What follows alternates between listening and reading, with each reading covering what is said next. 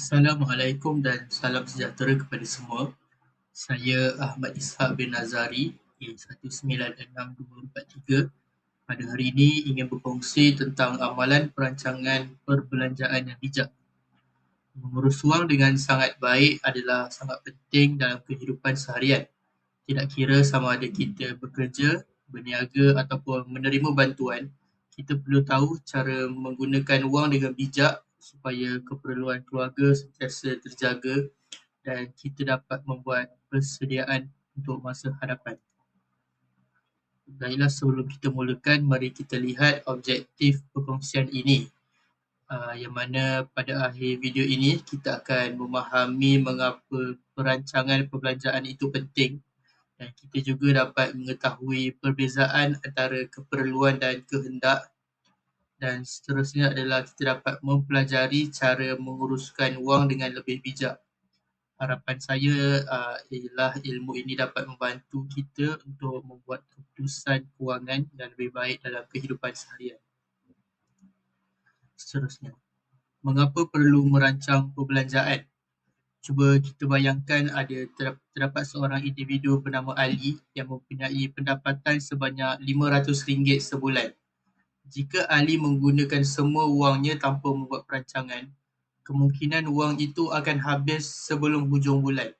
Apabila berlaku kecemasan seperti mungkin kenderaannya rosak ataupun individu memerlukan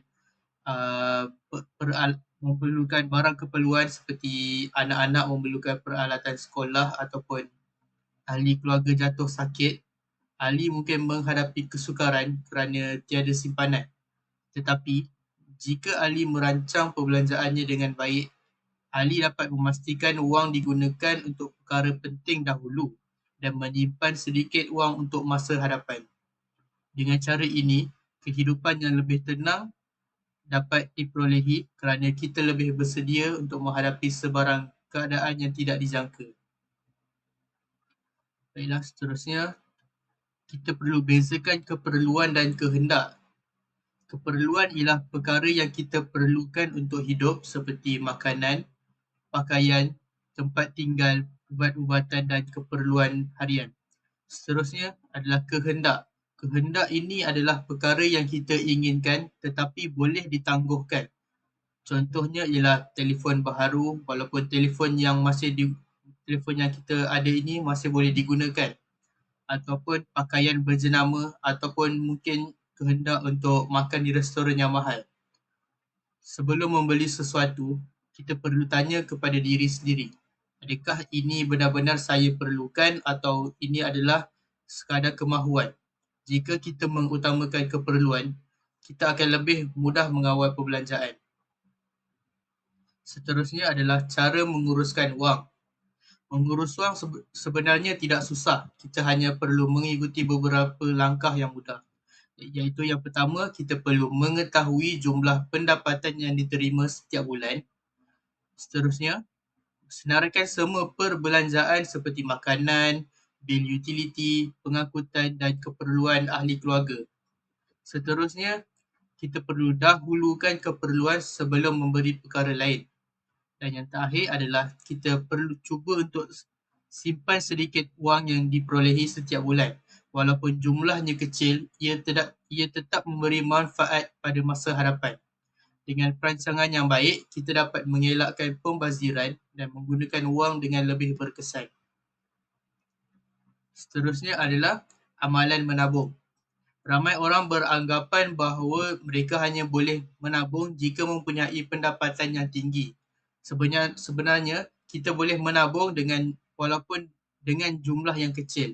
Sebagai contoh, jika kita menyimpan hanya RM1 setiap hari, dalam sebulan, kita sudah mempunyai sekitar RM30 dan dalam setahun, jumlahnya menjadi lebih daripada RM300. Wang simpanan ini boleh digunakan apabila berlaku kecemasan.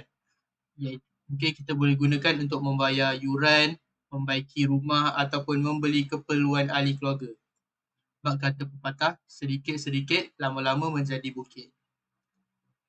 Baiklah, di sini adalah satu contoh situasi harian. Mari kita lihat. Seorang individu bernama Ali mempunyai RM50 Dan Ali mempunyai dua pilihan. Pilihan yang pertama ialah Ali boleh menggunakan hampir kesemua wang itu untuk membeli makanan segera yang berharga RM45.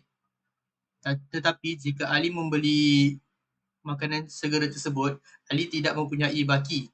Baiklah, mari kita lihat pilihan kedua, iaitu Ali boleh membeli barang dapur yang lebih bermanfaat dan boleh menyimpan baki selepas membeli barangan dapur tersebut. Di sini kita boleh lihat mana pilihan yang lebih bijak. Sudah tentu ianya adalah pilihan yang kedua, kerana bukan sahaja keperluan keluarga dipenuhi, malah masih ada simpanan untuk digunakan pada masa akan datang. Contoh ini menunjukkan bahawa setiap keputusan yang kita buat akan memberi kesan kepada keadaan kewangan kita.